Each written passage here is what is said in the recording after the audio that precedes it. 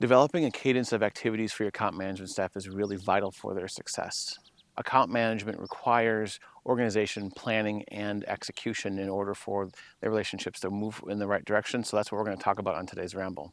My name is Adam Hanneman, and welcome to Ramblings of a Geek. I've spent the better part of the last couple decades working in and around the MSP space. I spent a lot of time with account management in general, and I'm excited to continue on with this topic. If you haven't seen my previous account management videos, this is actually a third in a series of three, in which the first video I talked about the evolution of the role and kind of you go from owner-operator all the way up through having a full-on staff. The second video I talked about who to hire, when to hire, how to pay them, and those kinds of things. And today's videos are all going to be about their daily activities and being successful as an account manager. Let's head out on today's ramble and see where we go. So let's start with business review meetings. Business review meetings are amongst the most valuable activities you can do as an account manager. So it's really important that you get these things dialed in and do them well. Now, the first thing is there's a number of different names for these things, right? QBRs or quarterly business review meetings, or SBRs or strategic business review meetings, TBRs, total business review meetings, or technical business review meetings. It doesn't really matter what you call your business review meetings. Just call them something that makes sense to you. I might stay away from quarterly just because that might set some unrealistic expectations. But aside from that, I wouldn't worry too much about what you call them. What's more important is who's there, what you're going to talk about, and those kinds of things. You might wonder, how often should you have a business review meeting? And, it's easy to overthink, but you shouldn't necessarily overthink it. The clients that spend more money with you on a regular basis probably deserve more business review meetings. Now, that's not to say that every big client needs a lot of review meetings and every small client just needs one or none or something like that. But the important part is that you want to have some sort of a sliding scale as to what makes sense. Now, in my day job, we talk a lot about for every $1,000 the client spends with you, you have that many business review meetings in a year, right? So if they spend, $3,000 or $4,000 a month with you, then you have 3 or 4 meetings with them in a year. I might push it up a little bit, maybe 1,250 or 1,500, somewhere in there. But ultimately, the idea is that the larger, more complex clients get more review meetings than the smaller, less complex clients. So like I said, it's a little bit of a sliding scale with the how much they pay you on a regular basis, but the important piece here is that you are meeting with them as much as it requires you to continue to deliver value to the client, and that you get some value out of those meetings as well.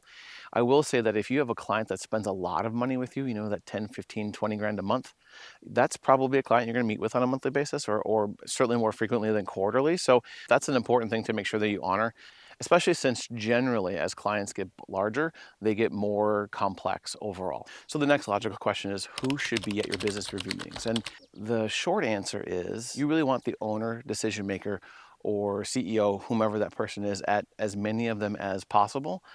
But the reality is if you can get them to 1 or 2 a year, assuming that you have multiple meetings a year, you're doing pretty good. Now at smaller companies, it is a whole lot easier to get the owner or CEO or decision maker there because they just have fewer people. So it's more likely that they're going to be involved in these conversations. But the key is that you really want to make sure that you're bringing content forward that the owner or decision maker is going to care the most about. So let's talk about content for a minute. When we think about content, it's important to understand that your business review meetings have a sort of a mix of tactical and strategic content. And I think it's important that you tailor the meeting cadence and tailor the meeting content for who the audience is going to be. So know that generally speaking, owners and decision makers want more strategic content than tactical content, right? They don't want to talk about tickets very much. And office managers and IT liaison, kind of the more technical people that you work with on a more day-to-day basis, probably are a little bit more invested in the day-to-day and not so much the strategic. So understand those are sort of two different audiences for your business review meetings. When it comes to getting an owner there, you might only be able to get them a couple times a year. So let's say you have a 4-meeting review cadence with a client, and you talk about a lot of day-to-day stuff in Q1, right? This is ticket reports and users that are having some trouble and tickets and like all those kinds of things. Maybe a little bit of roadmap with as it relates to the machine replacements, again, because that's a fairly tactical thing. You talk about that maybe in Q1. And then in Q2, you talk about the roadmap and kind of the direction of the business and those kinds of things. And that's more strategic, and you have the owner or decision maker there. And then in Q3, you're kind of back to that, day-to-day check-in, those kinds of things, your tickets and metrics and those kinds of things. And then in Q4, maybe you talk about budget, right? And you can kind of go on, off as it relates to strategic, right? And that is one way that I've seen work quite well. I've seen another method work pretty well as it relates to the strategic versus tactical, where the first half of every meeting is strategic and the second half is tactical. And so in the first half of the meeting, you talk about the strategic topic, and you say you get kind of done with the strategic conversation, and you say, hey, Mr. or Mrs. Owner, decision maker, whomever, we're kind of wrapped up with the strategic side of the world. You are more than welcome to stay. But if you'd like to go head out and do something else, we won't be offended. We're going to talk about tickets and machine replacements and some of the more ad hoc things that kind of happen on with our relationship. And again, you're welcome to stay, but we're going to head into that conversation now. And the owner, decision maker, whomever, will either stay or they'll go, but you've given them an out. And that works pretty well if you can have a normal cadence of that and kind of set that as an expectation. Now, what you could do there is, let's say Q1, the strategic topic is something like security in their business or their security posture, something like that. Q2 is kind of where they see their business going, what's coming up for the next year, and those kinds of things.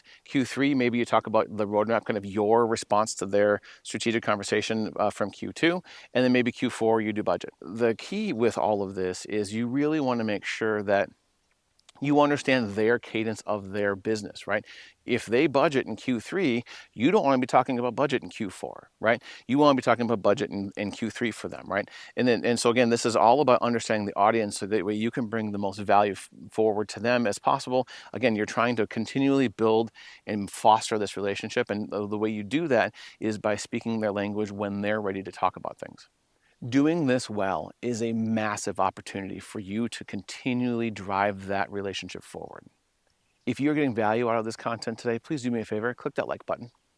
So let's shift gears into talking about the day-to-day, week-to-week, month-to-month type of tasks that your account management staff might do. So the short version of all of this is it's going to vary widely depending on what you're asking from your account managers, right? So a TAM is going to have maybe some different things than a VCIO, which might be a little different than the traditional account manager, as I mentioned in a previous video. But the idea is that there are largely going to be either proactive or reactive tasks that your account management person or staff is going to have to do. The first category that we're going to talk about is reactive, right? Reactive stuff is escalations and ad hoc quotes for hardware, ad hoc quotes for projects that are like not part of the roadmap, complaints, those kinds of things. It's all of that reactive stuff that happens on a day-to-day basis. Now, I think the key here is that you need to make sure that you are tracking all of this stuff. You're tracking it in a ticket or an activity or something like that within your PSA, including tracking time. Yes, your account managers should be tracking their time. The only way that you understand how profitable or not a client is to understand how much time you're spending on things. So make sure that time is being tracked somewhere and tracked accurately, right? You ask your technicians to track time accurately, your account managers should do the same. So then let's talk about proactive tasks. Proactive tasks could be anything from sending an email to making a phone call to having a strategic business review meeting, those kinds of things, right? And it's important to understand that some of these tasks are higher value and some of them are lower value, right? Sending an email is relatively lower value and having a strategic business review meeting is pretty high value. So you want to make sure that you have a mix of these tasks that you do for your clients on a regular basis. So in my former life, we were a ConnectWise shop. So we use ConnectWise Manage to track all of our stuff. And one of the things I asked my account management team to do was track their activities within ConnectWise to give points for certain things, right? So an email is worth like 1 point and a strategic review meeting was like worth 10 or 15 or 20 points or whatever, right? Because again, firing off an email is like fairly low value, right? And having a strategic business review meeting is pretty high value. So we tracked it that way. It was really important that we understood where our account managers were spending their time with their clients, because you will find a number of different things. I think you'll find that your account management staff will spend time with the clients that they like and clients that are noisy. And all of the clients that are in between get some amount less time and attention from your account management staff. So it's important that you're kind of paying attention to all of the different pieces and you don't have that middle swath kind of left dangling without having a whole lot of activity from your account managers. The last thing you want to do is alienate a large piece piece of your client base just because they weren't getting the love, only because your account management staff didn't realize they weren't spending time with them. And I think it's possible that that happens if you aren't tracking it at a higher level. One of the things that we did was we made sure that we had sort of a point threshold across all of our different clients that would help us find the clients that were kind of in that middle that weren't quite getting the love. And that allowed us really to make sure that we were kind of spreading our time out amongst all of our different clients relatively evenly, right? I would imagine that most of the PSA tools have something similar. So just think about what that looks like and make sure that you're not leaving a number of clients untouched on a regular basis. One of the highest value activities our account managers did on a regular basis was plan out their quarter. We asked them to have a quarterly plan for which clients that they were going to have review meetings with, which clients needed some TLC, which projects or things they were trying to close as it relates to a sales roadmap kind of a thing, that they were trying to move these things forward. And we asked them to do that on a quarterly basis to make sure that they were thinking, a quarter ahead and maybe even a couple quarters ahead, depending on kind of what they had going on. But I think it's important that the account management team plans things out versus just kind of going wherever the flow of the week or the flow of the month takes them, right? I think it's important that you think just far enough in the future to make sure that you're not missing things. So that's an important thing to think about as well. The last thing as it relates to proactive stuff that I want to talk about today is client profitability. Somebody must be in charge of client profitability, especially if most of your clients are all you can eat or managed services type of clients. It is far too easy to have unprofitable managed services clients if no one's paying attention to it, so somebody must pay attention to it. It could be your account management staff, or it could be a service manager, or it could be maybe a shared responsibility. I'm not a huge fan of shared responsibilities, but somebody needs to be paying attention to it on a regular basis. And this is one of those things where I think quarterly makes a lot of sense. You're trying to build a cadence for just doing solid work and making sure that you're as profitable as you should be as a business. The last topic on today's video is all about client satisfaction. Client satisfaction is one of those things that you need to pay attention to as well. There are two different client satisfaction lenses that I think are important. The first one is like client satisfaction as it relates to a ticket, and usually you'll see that called a CSAT. And then there's a more of a holistic, how are we doing client type of a heartbeat or NPS or something like that. So let's talk about those two things and then we'll wrap up the video today. So let's start with client satisfaction tools or CSATs. And you typically would do a CSAT on every single ticket that gets closed to get a feedback on how the ticket actually went for the client. There's a couple things here. So the first thing is that every ticket needs to have a CSAT survey on it because it's important to not be able to cherry pick because that's a bad thing. The second piece is CSATs aren't the only lens that you can look at this for. I've seen plenty of times where a client had a 100% positive CSAT and still fired the MSP for service-related stuff, right? And you wouldn't think that that would happen, but it absolutely does. So that's where that second lens, that's the NPS, the client heartbeat, the how are we doing survey, and that goes out to the C-suite and the owners and the decision maker type of people, your IT liaisons, right? It's probably not everybody at a company, although you could do it to everybody at a company, I guess. But it's the key people at a company is who you absolutely must survey, and you want to do that on a, again, relatively regular basis, but not all the time. So what's going to happen is with either a CSAT or an NPS, you're going to get some feedback that's good, which is great, and you should celebrate that with your team.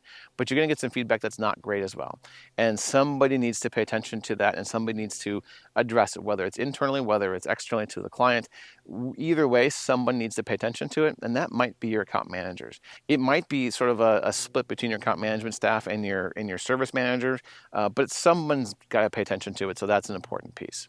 Keeping clients from leaving out the back door while your sales is trying to bring clients in the front door is one of those vital things for your account management staff to do. So that's why the business review meetings, the daily, weekly, monthly check-ins, and paying attention to the clients is important. And that's why you're paying attention to CSAT and customer satisfaction is important as well. It's this holistic piece that's really the core of what your account management staff should be doing for your clients. I think it's important to lay the foundation for client success within your organization. So again, that's a big topic for me.